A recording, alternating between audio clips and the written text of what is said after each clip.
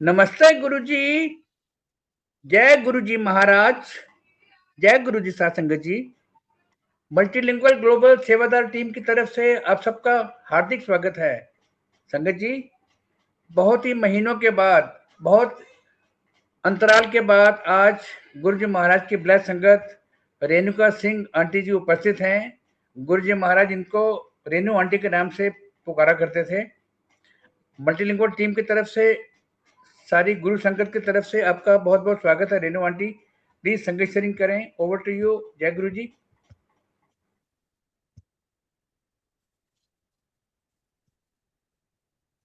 जय गुरु जी वासन अंकल। मैं जय भी गुरु जी। बहुत जय दिन गुरु के जी। बाद मैं आई हूँ। जय गुरु जी। बहुत बहुत अच्छा लग रहा है हम सबको आपको देख के। जय गुरु जी। गुरु जी को बहुत बहुत मेरी नमस्ते। 1 मिनट होल्ड करिएगा। फुल्लन ऊपर की चमक रही है, ये वाली, ये वाली सेकंड वाली। 1 मिनट। हाँ जी, हाँ जी। हाँ, ओहो, ये तो कहीं से दिख रहा है कुछ। ये वाली बंद करो फिर, ये पीछे की, ऐसे दिखाई दे रहा है। ये वाली बंद कर दो, पीछे की। ये जला दो। पहले ठीक एक था, मिनट पहले ठीक था। अंकल, अभी मैं, ठीक है, बिल्कुल अभी बिल्कुल ठीक है। हाँ अब वो जला दो 2 नंबर। नहीं, ये ठीक है, ये ठीक है, कहना मान लो, ये दो ठीक है। नंबर चला दो, अब ठीक है। अब ज्यादा चमक पीछे रही बड़ी हो। रोशनी आ रही थी। अब ज्यादा चमक रही हो, मैं वही कह रहा हूँ। मुझे नहीं मालूम है, मैंने तो शक्ल देखी नहीं। बाल चलो, बना के बैठी हूँ 6 बजे की। अच्छी बात है महाराज की। जय गुरु जी को बहुत बहुत नमस्ते, जैसा वो कहा करते थे। और जय गुरु जी। एंड मेरी प्यारी प्यारी संगत, सारी गुरु संगत, पूरे देश में, विदेश में, पूरे वर्ल्ड में, पूरी दुनिया में मेरे गुरु जी की संगत को बहुत प्यार, बहुत बहुत सारा प्यार। भगवान करे, गुरु जी करें कि सबके परिवार, आपकी हेल्थ, सब कुछ सही रहे। तंदुरुस्ती है तो सब कुछ है। मैं क्या बताऊं गुरु जी के बारे में। पहले तो आप ये गुरु जी, मैंने इधर को अपने मंदिर में ना बैठ के इधर मैंने गुरु जी के दर्शन करा देती हूँ आपको।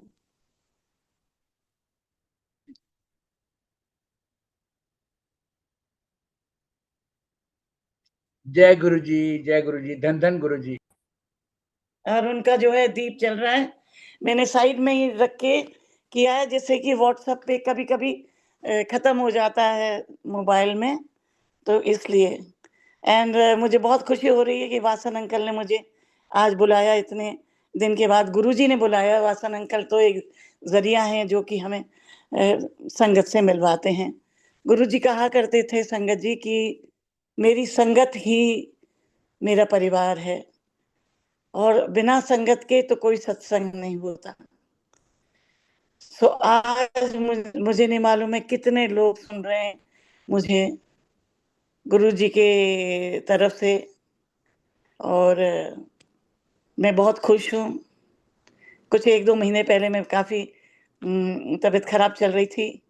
सोच रही थी कि पता नहीं गुरु जी बुला रहे हैं या क्या है, पर ये तो गुरु जी जाने। गुरु जी की लीला तो कोई नहीं जान सकता, वो ही जाने।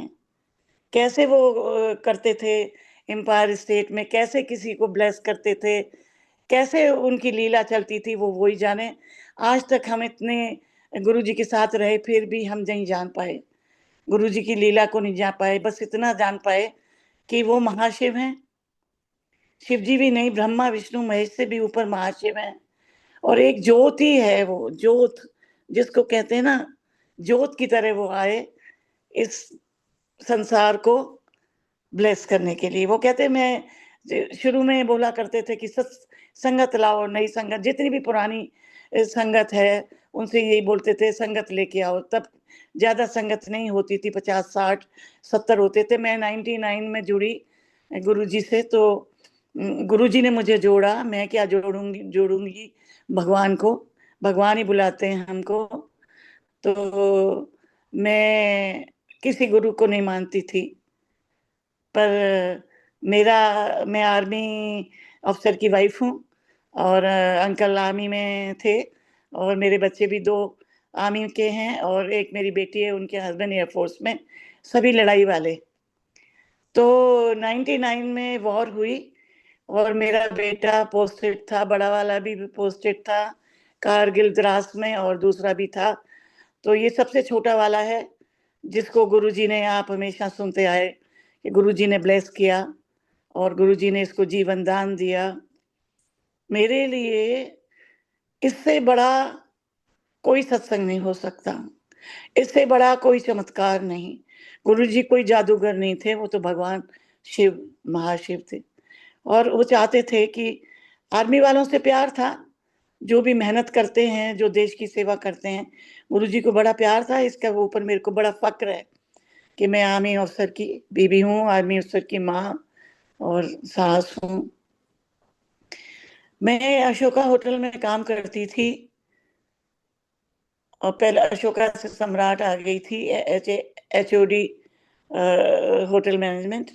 तो मेरे को फोन आया मेरे हस्बैंड का कि तुम आराम से आओ। और हम अपने बेटे का नाम तो राजीव कुमार सिंह है, वो कैप्टन था, पर हम उसको छोटू बुलाते हैं। तो कहते हैं छोटू को कारगिल बॉर्डर पे लड़ाई शुरू हो गई है और वहाँ चोट लग गई है सिर के अंदर, तो तुम जल्दी से यहाँ आओ, हमको वहाँ जाना है। बॉर्डर पे वहाँ एक जगह थी, वहाँ पे लाया जाता था, श्रीनगर नहीं जा सकते थे। श्रीनगर से नीचे एक जगह थी उधमपुर करके, तो वहाँ आर्मी अस्पताल था, वहाँ ही हेलीकॉप्टर से जितने भी घायल थे, चाहे वो सिपाही हो चाहे वो ऑफिसर हो, सबको उतारा जाता था, उनका ट्रीटमेंट करा जाता था। कितने लोग शहीद हो गए इसमें। और हम लोग दोनों गए, हमें टिकट भी नहीं थी, ऐसे ही हम नॉर्मल जनरल डिब्बे में बैठ गए, किसी ने जगह नहीं दी, किसी लेडी ने एक बक्सा दे दिया, सारी रात चले, सुबह पहुंचे। तो डॉक्टर ने हमें बुलाया और कहा कि आपके बेटे का हमने ऑपरेशन कर दिया, इसके स्प्लिंटर्स होते हैं, जो एक गन होती है ना जो लड़ाई में चलती है, उसके टुकड़े सिर के अंदर घुस गए थे और एक बहुत मोटा टुकड़ा यहाँ घुसा और अंदर आर पार होके कान से चढ़ा और आर पार करके और यहाँ अटक गया। पहले उन्होंने वो निकाला, फिर थोड़ा ब्रेन को रिपेयर किया, फिर इसके बाद इतना ऑपरेशन होने के बाद भी कोमा में चला गया। तब मैंने डॉक्टर से पूछा कि ये कोमा से कब निकलेगा, तो वो कहते हैं हमको नहीं मालूम, साल लगे 2 साल लगे, और हम डराना नहीं चाहते कि निकले ना निकले, क्योंकि अभी भी उसके टुकड़े पड़े हुए हैं अंदर। पर ये यंग लड़का है, 30 साल की उम्र थी, 6 महीने पहले शादी हुई थी मेरे बेटे की। दिल्ली की ही फैमिली है, बहुत ही ब्लेस्ड फैमिली है। आज वो भी गुरुजी के इतने भक्त हो गए हैं, सारा परिवार गुरुजी के मंदिर जाता है, हो गए हैं, गुरुजी ने उनको भी जोड़ लिया। तो इस तरह के तरीके से हम लोग वहाँ गए, तो हमने देखा, इसका हाथ पकड़ के मैं बैठी रहती थी और शिव चालीसा में शिव जी की भक्त हूँ शुरू से। तब गुरुजी हमारी जिंदगी में नहीं आए थे, आए तो होंगे पुराने बहुत जन्मों से, हमारे गुरुजी हमारे साथ ही होंगे, पर हमें नहीं मालूम था ये। तो मैंने शिव चालीसा बोलती रहती थी। किसी ने कहा वैष्णो देवी चले जाओ, हम लोग नंगे पैर भागे भागे अपनी बहू के साथ गए, उसकी मेहंदी भी नहीं उतरी थी तब तक तो, और हम लोग गए माता वैष्णो से। मैं शिव चालीसा कहती रहती थी। ऐसे ही हमारे एक कर्नल गिल हैं, उनका फोन आया कि मैं गुरुजी का भक्त हूँ, तो तुम कब दिल्ली आ रही हो, अरे बहुत चोट लगी है, क्या है, कोमा से निकला। मैंने कहा नहीं निकला, आप गुरुजी से बोलो, जो भी गुरु हैं किसी से। मैं कहाँ कहाँ नहीं गई, मैं मस्जिद में गई, कैंडल मैंने लगाई चर्च में, कहाँ कहाँ हम धक्के खाते फिरे। कितना एक मंदिर था जिसमें शिवलिंग थे बहुत सारे, हम लोग पानी खींचते थे कुएं से और शिवलिंग में डालते थे कि शिव जी कुछ तो सुने। हमको आर्मी वालों ने एक कमरा दे दिया था, खाने का इंतजाम कर दिया था मेस में। हम कहाँ रहते थे, हम तो बेटे के पास ही रहते थे। मैं रात में आती थी, दिन में मेरे हस्बैंड मैं रहती थी, बेटी रहती थी, सारा परिवार पहुंच गया था। इस तरीके से हमारे ऊपर बहुत पहाड़ टूटा दुख का। पर कोई बात नहीं, आर्मी वालों को ये बताया जाता है कि आर्मी वाले देश की सेवा के लिए हैं। इसमें कोई भी कुछ हो सकता है, शहीद हो सकता है। इसके लिए हम आर्मी ऑफिसर वाइफ्स को बहुत स्ट्रांग होना पड़ता है भगवान पे और अपने इन हिंदुस्तान की आर्मी और फौज पे हमें विश्वास करना चाहिए। सो हम लोग बड़े बहादुरी के तरीके से वहाँ अपने बेटे के हाथ पकड़ के बैठे रहते थे।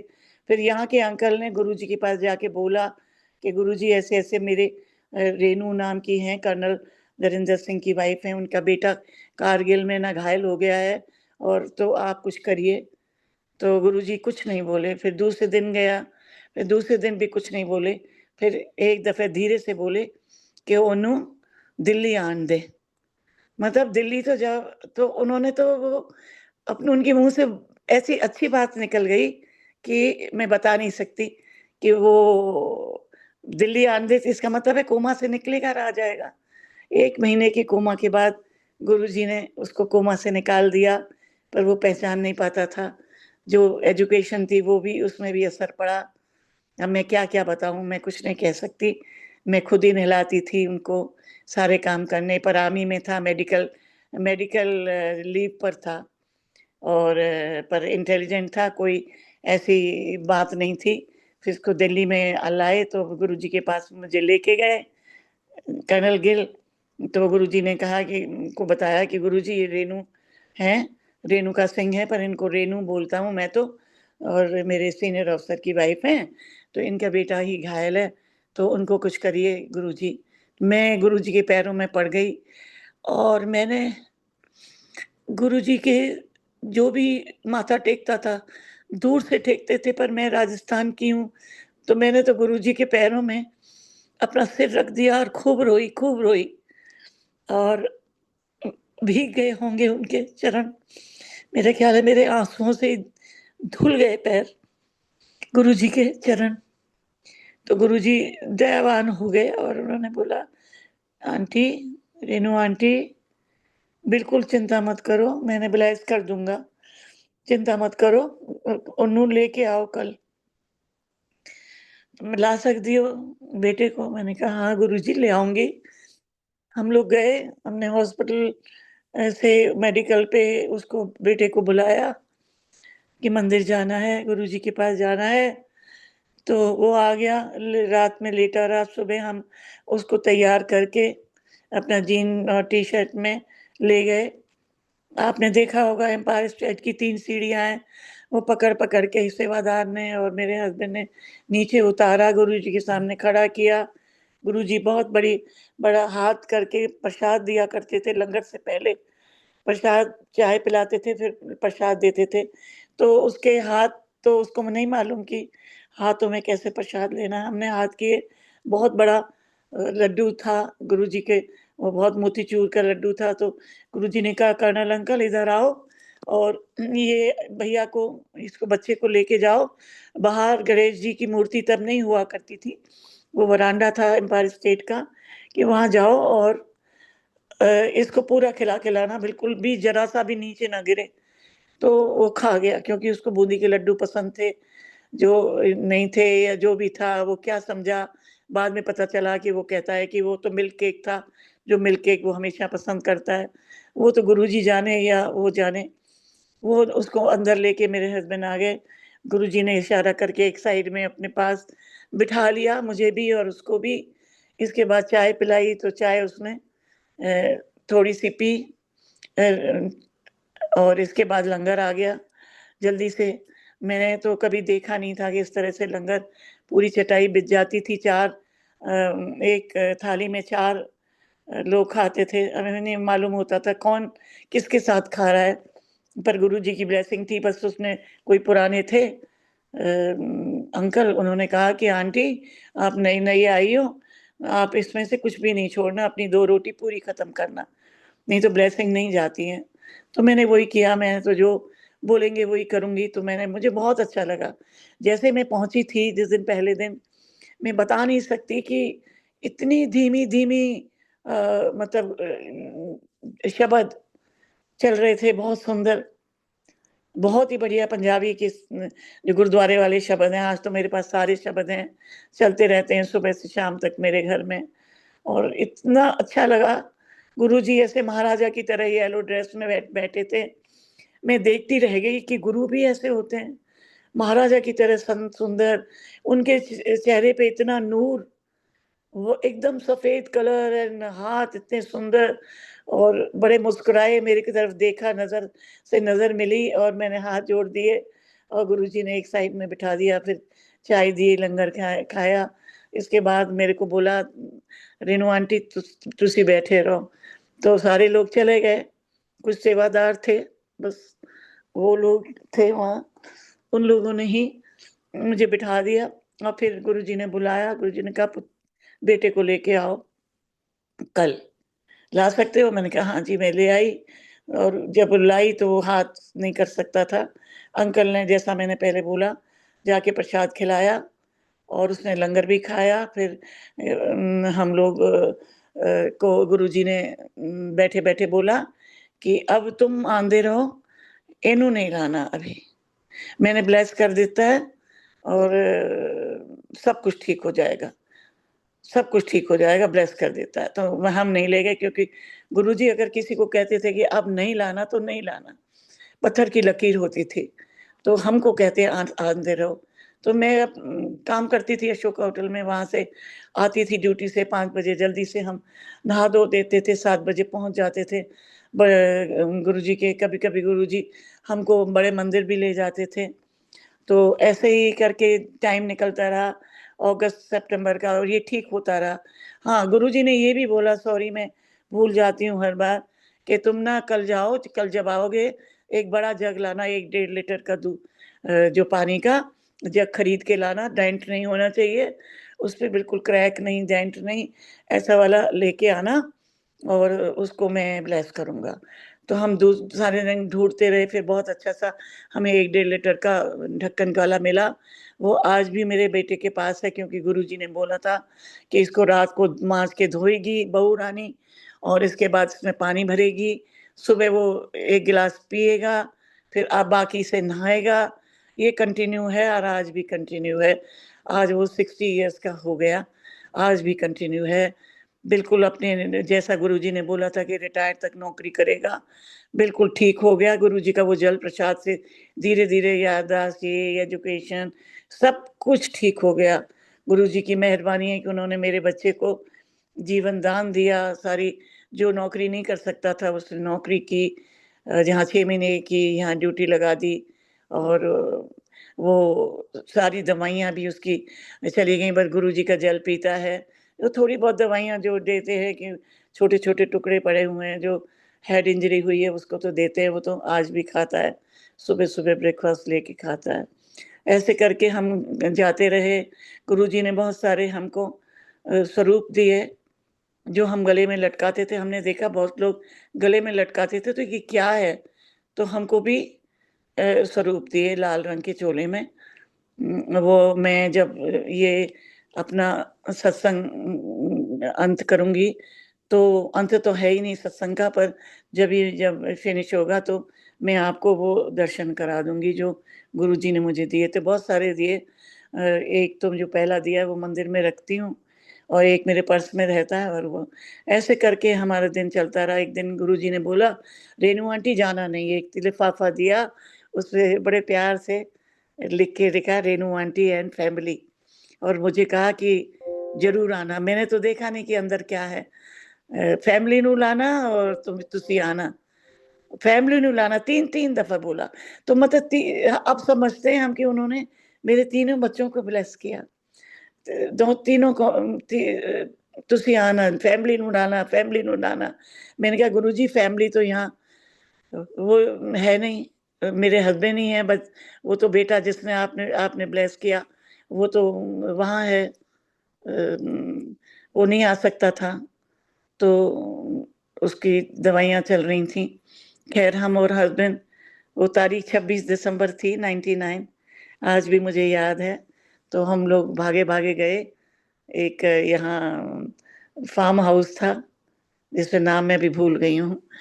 याददाश्त वैसे ही हो जाती है जब आदमी एज आ जाती है। तो मैं हम लोग गए, वहाँ देखा गुरुजी बड़े आसन में बैठे हैं।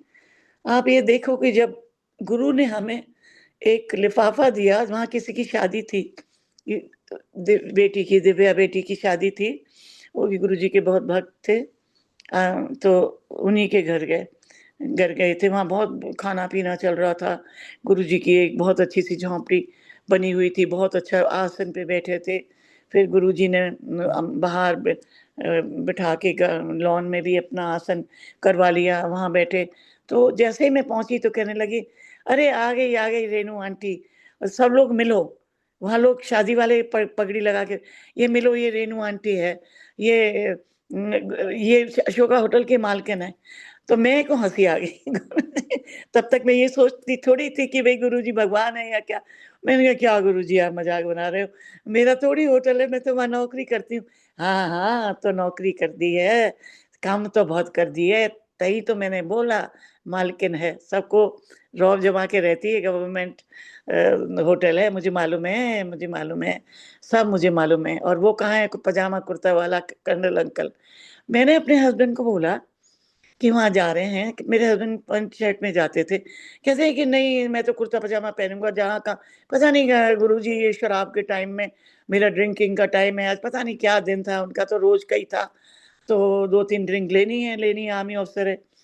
तो कहने लगी, "ये क्या है? मेरे को तो ड्रिंक लेनी थी, ये टाइम है कोई, गुरुजी रात को ही बुलाते हैं।" मैंने कहा, "तुम चलो।" कहते, "मैं कुर्ता-पजामा।" कहना नहीं माना, कुर्ता-पजामे में गए। तो मैंने कहा, "गुरुजी वो आपने देख लिया क्या?" कहते, "देखा नहीं है, मैंने ही तो बुलाया, उसको मत डाँटा करो कि कुर्ते-पजामे में क्यों आया? मैंने ही उसको बुलाया, क्योंकि तुम्हारी ईगो नहीं है, पर उसकी बहुत ईगो है। वो बुढ़ापे में फिर मुश्किल होगी उसको, तो उसकी ईगो ठीक करनी है, इसलिए मैंने पजामा कुर्ता और बाटा की चप्पल बाटा की चप्पल में बुलाया है।" तो मैंने कहा, "गुरुजी, बाटा की चप्पल में भी आए हैं, सच्ची कह रहे हो?" बस ऐसे होता रहा। फिर वहाँ भंगड़ा वाले आ रहे थे, क्योंकि शादी थी, गुरुजी ने बाहर लॉन में, 26 दिसंबर, इतनी सर्दी होती है, पर गुरुजी ने वहाँ सर्दी कर ही नहीं रखी थी। कोई अंगीठियाँ नहीं चल रही थी, चल रही होंगी कहीं, मुझे नहीं मालूम है। तो वहाँ बैठे लॉन में, तो मैं तो जब भाग के गई, बहुत संगत को ले गए थे गुरुजी। मैंने लेफ्ट पैर को पकड़ लिया गुरुजी के, और मैंने कहा, सारे लोग गुरुजी के चरण दबाते हैं, मुझे मौका मिला है, मैं दबाती हूँ। तो मैंने चरण दबाने शुरू किए, दबाती रही, तो फिर कहती है, "थक गई हैं क्या?" मैंने कहा, "नहीं गुरुजी, मैं बिल्कुल नहीं थकी।" फिर गुरुजी कहने लगे, "जा, तेरे बेटा पूरी नौकरी करेगा और ब्लेस कर देता, और रिट" तो मैं चुप हो गई। मैं चुप हो गई कि अभी तो ये पूरा ठीक भी नहीं हुआ, हमें खाना खिलाना पड़ता है, वैसे ठीक था, चलता-फिरता था। तो ये कैसे गुरुजी कह रहे हैं? तो मैं कहने लगे, "शक हो रहा है ना तुम्हें? तो जा, इसको रिटायर तक नौकरी दी, और यहीं 6 महीने में इसकी 1 तारीख को इसकी ड्यूटी दिल्ली में लगवा रहा हूँ, फिर ये अपनी यूनिट में जाएगा और रिटायर तक नौकरी करेगा।" तो मैंने कहा, "गुरुजी थैंक यू करते थे, तब शुक्राना कहाँ था?" तो इसके बाद थोड़ी देर में फिर मैं चुप हो गई, तो कहते हैं, "जा, 2 मुंडे भी दित्ते।" अब मेरे तो समझ में ना आए कि क्या बोले। पंजाबी मैंने सीखी हुई है, सब कुछ है, पर मुझे समझी नहीं। फिर किसी ने कहा है, आपको बोला है कि उसके 2 मुंडे भी होंगे। तो 2 उनकी बात तो सही निकली। पहले ठीक हो गया, रेजिमेंट में ड्यूटी जॉइन कर ली, हम जाते रहे गुरुजी के पास। फिर एक बेटा हुआ, और फिर बेटे के बाद में वो 5-6 साल का हो गया। तो मैंने कहा, "गुरुजी, आप तो कहते थे कि 2 होंगे", मन-मन में कहती थी मैं।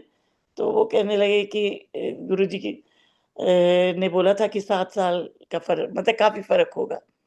तो ये दूसरा भी आ गया, वो भी गुरुजी का भक्त है।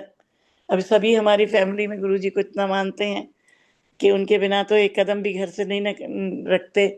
गुरुजी ने हमें अपने शरण शरण में रखा हुआ है, उनकी बहुत-बहुत शुकराना है।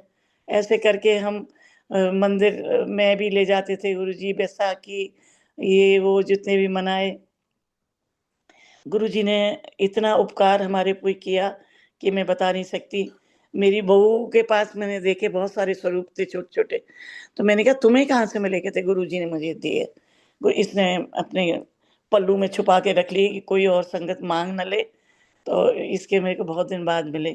तो गुरुजी ने बहुत किया। अंकल बीमार हो गए थे एक दफ़ा, अस्पताल में बोला था कि इनकी बॉडी ले जाओ, ये अब नहीं रहेंगे। मैं गई, मैंने जल प्रसाद मंदिर से लाके इनके ऊपर छिड़का, ये इन्होंने आँख खोल दी और वो पूरे 90 इयर्स तक रहे गुरुजी के की कृपा से। पर ओल्ड एज भी हो जाती है, तो 1 साल हो जाएगा मई में वो गुरुजी के पास चले गए। कोई ज़्यादा तकलीफ कुछ नहीं हुई, थोड़ा-सा फ्रैक्चर हो गया था, पर वो गुरुजी के पास हैं। मुझे दिखाई भी दिए कि गुरुजी के साथ चल रहे हैं, तो गुरुजी अपने पास रखना, उनको खुश रखना। जन्म-मरण तो चलता है, किसी का कोई भरोसा नहीं, वो तो लिख के आता है कि कब जाना है, कब नहीं जाना। बस गुरु की से मेरी तो संगत से यही अरदास है कि खूब मंदिर जाओ, एम्पायर स्टेट भी जाओ अगर मौका मिले तो, और गुरुजी के अपने पास स्वरूप से बात करो, उन्हें याद करो, बस प्यार करो, गुरुजी को कुछ नहीं चाहिए। मैं कोई लेक्चर देने वाली नहीं हूँ, मैं तो कुछ नहीं हूँ, एक छोटी-सी सेवादार हूँ, पर मैं कुछ नई संगत को बोलना चाहती हूँ, जो मैं वीडियो पे देख रही हूँ आजकल। वीडियो पे मैं नाम लेना नहीं चाहती, पर 4-5 संगत को मैंने देखा है, कि वो वीडियो बनाते हैं, गुरुजी बोल रहे हैं, तो ये कर देंगे, तो ये करेगी, तो 5 सोमवार करेगी, ये करेगी, मैं तेरा ये कर दूँगा। गुरुजी को वो नकली बना के और बुलवाते हैं। और कुछ संगत एक लाइव सत्संग करा हुआ है कुछ लेडीज़ ने, वो पर्ची निकालती हैं, ये तुम्हें वो तुम्हारे ऊपर ब्लेस हुआ, ये हुआ। उनको भी मैंने समझाया कि ये क्या तरीका है? गुरुजी की मर्यादा में रहो ना, क्यों नहीं रहते मर्यादा में? गुरुजी को कुछ नहीं चाहिए, गुरुजी को प्यार चाहिए, गुरुजी की सेवा करो, गुरुजी को प्रसाद लगाओ, उन्हें कोई लड्डू प्रसाद ये नहीं चाहिए। पर हाँ, अच्छा लगता है, आलू के पराठे बने, गुरुजी को भोग लगा दिया, दही बड़े गुरुजी को भोग लगा दिया, हलवा प्रसाद बनाती हूँ तो वो भोग लगा दिया, सबको दे दिया। तो ये तो गुरुजी का प्यार है ना, गुरुजी कुछ नहीं माँगते, गुरुजी तो हमको दे रहे हैं, हमारा हमेशा प्यार दे रहे हैं। सो वासन अंकल, थैंक यू, यहीं मैं विराम देती हूँ। किसी और दिन और सत्संग सुनाऊँगी, जो बहुत अच्छा लगा। गुरुजी ने मेरे सत्संग सुनाए, मेरे कर्म काटे होंगे। मैं कुछ 2 महीने से बीमार चल रही थी, आज मुझे बहुत अच्छा लग रहा है। जय गुरु जी जय गुरु महाराज। शुक्राना। बहुत ही प्यारे प्यारे सत्संग आपने सुनाए हैं आंटी। एक जैसे आप अशोका होटल में आपने काफी साल तक सेवा की है, तो अशोका होटल में ही हम सत्संगों में सुनते हैं कि काफी और संगत के बच्चों की शादियां वहां हुई हैं। थोड़ा सा कुछ हाँ, जनरल थोड़ा सा मल्होत्रा, बताइए जरा। जब मैं तो वहाँ याद पोस्टेड थी, तो जनरल मल्होत्रा की बेटी की शादी हुई थी। जनरल मल्होत्रा है ना, उनकी जो थोड़ा वाइफ थोड़ा सा सुदर्शन है बताइए वाइफ, वो पुरानी सत्संग है, वो हमारे से भी पुराने थे, कुछ वो यादें जलंधर बताइए से ना। उनके साथ थे। कुछ यादें, कुछ मेमोरीज उस टाइम की बताइए। हाँ, उनका जनरल मल्होत्रा बहुत उनको चाहते थे, और मतलब वो कमेटी में भी हैं, मंदिर की कमेटी में भी है, आज भी हैं। जैसे जनरल कपूर भी थे कमेटी में, मंदिर की कमेटी में, जो जैसे भी इंतज़ाम होता है करते हैं। और गुरुजी के का जो भतीजा इतना प्यारा है कि इतनी रिस्पेक्ट और संस्कारी है कि जब हम जाते हैं कभी, अभी थोड़ा जाना कम हो गया क्योंकि पैर में मेरे थोड़ा-सा एक फ्रैक्चर आ गया। मैं एक ऊँची गाड़ी में अपने बेटे के चढ़ रही थी तो ज़रा-सा क्रैक आ गया। तो उसकी वज़ह से मैं 1-2 महीने से कहीं नहीं गई हूँ, पर मेरे बच्चे ले जाते हैं। और वो संगत बहुत पुरानी वो रही है, जैसे उषा भाटिया बहुत पुरानी रहीं, वो हमसे भी पुरानी थोड़ा-सा 2-4 साल पहले की हैं। तो वो भी गुरुजी उनसे भी बोलते थे, "संगत ला, नई संगत ला, मैं ब्लेस कितना करूँगा।" तो ये गुरुजी तो आए ही इसलिए थे ज़मीन पे।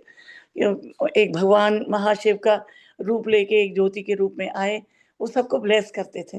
बुलाते थे कि संगत को लाओ, संगत को लाओ। कहीं-कहीं ले जाते थे लोगों को, चंडीगढ़, ये वो सब जगह। तो आज आप देखिए वासन अंकल, गुरुजी कहाँ नहीं है, मुस्लिम कंट्रीज़ में भी गुरुजी हैं। दिल्ली में आप देखिए, चाहे वो आप बॉम्बे चले जाओ, चाहे कहीं चले जाओ, गुजरात चले जाओ, सब जगह जय गुरु जी की गाड़ी।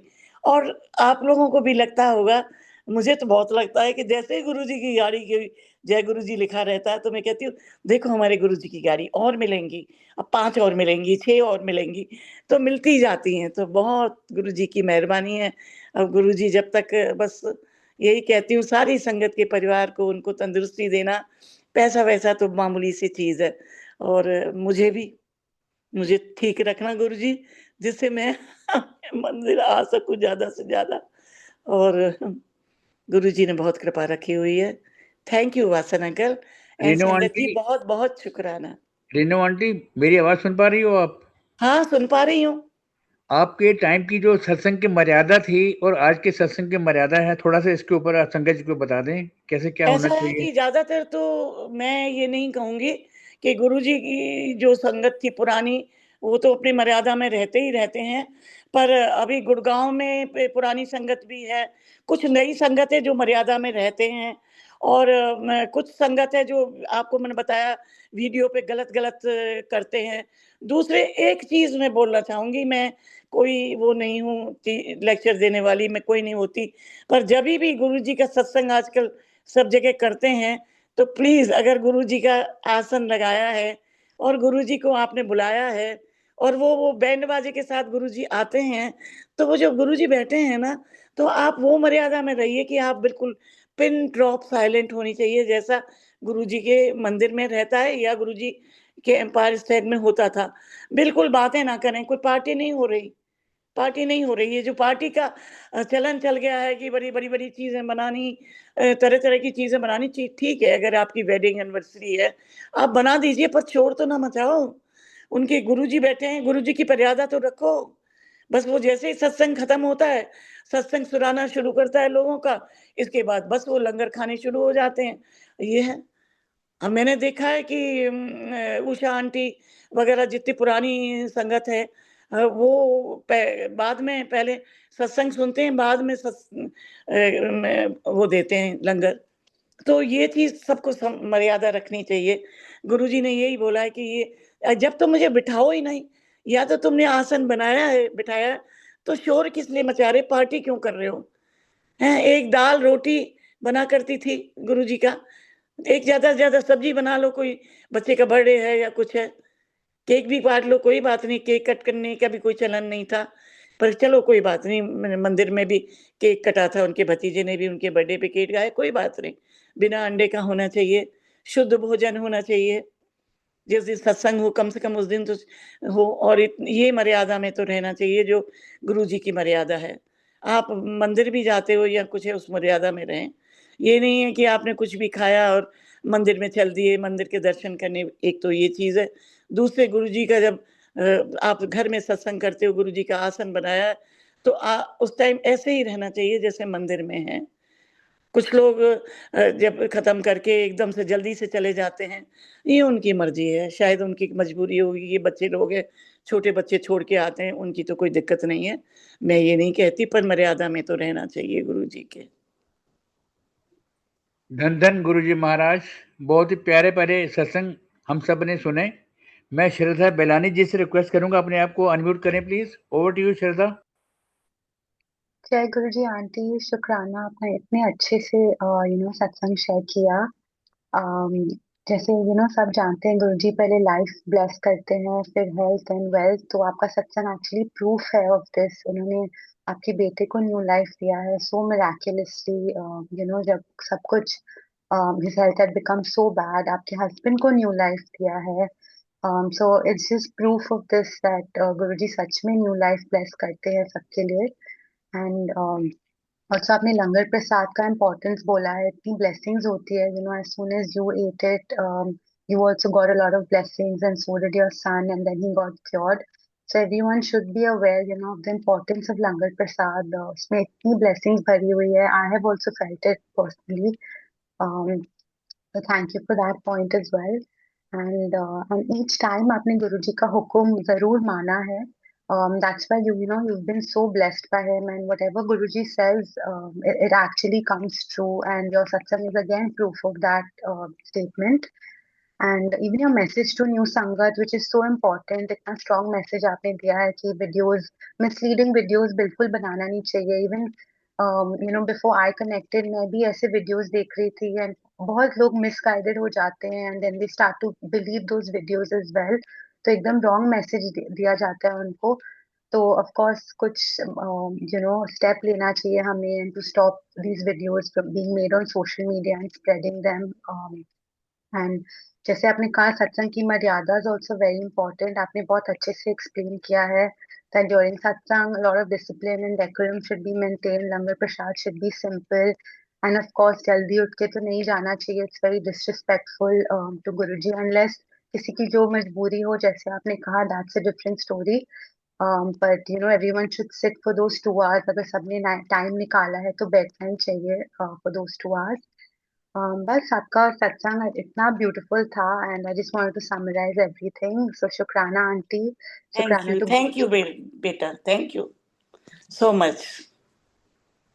जय गुरु जी आंटी। जय गुरु जी, खुश रहिए। शुक्राना गुरु जी का।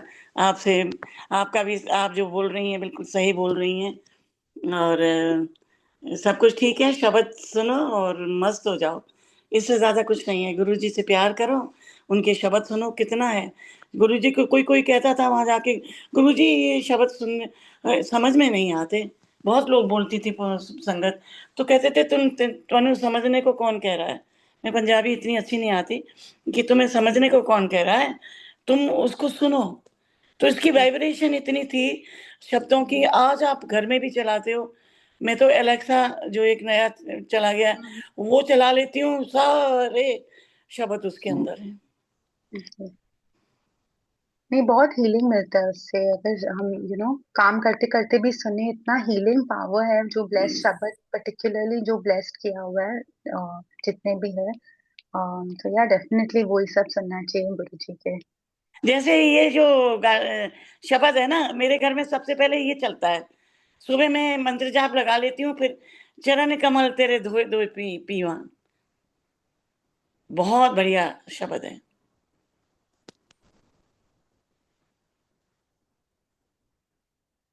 जय हेलो। गुरु जी आंटी। हाँ आंटी जी, आपको स्वरूप दिखा रही हैं? स्वरूप संगत जी को आपको कह रही है मैं स्वरूप दिखाऊंगी। स्वरूप। अच्छा, जस्ट होल्ड ऑन।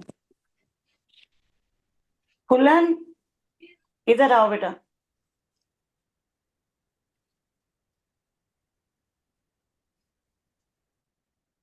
जल्दी आओ।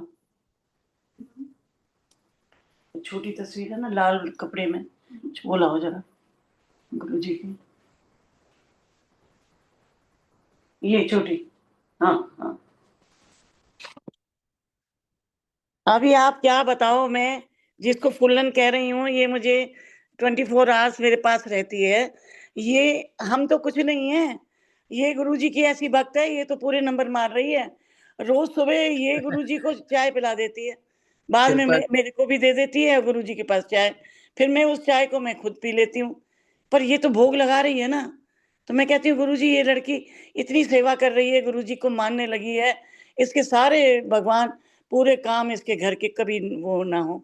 अच्छा आप ये देखिए, वो लाइट जलाओ बड़ी। जय गुरु जी, शुक्राना गुरु जी, धन धन गुरु जी। ये निहाल जो हो। आप ऊपर देख रहे हैं ना, हाँ ये जी। अपने हम पीले धागे में लटका के पहन के जाते थे। हाँ जी, ठीक है गुरु जी। जी का ये तस्वीर जो है ऐसी है जैसे कंचे खेल रहे हैं। हाँ जी, बिल्कुल। हम हंसते भी थे, इनके हाथ देख रहा हूँ।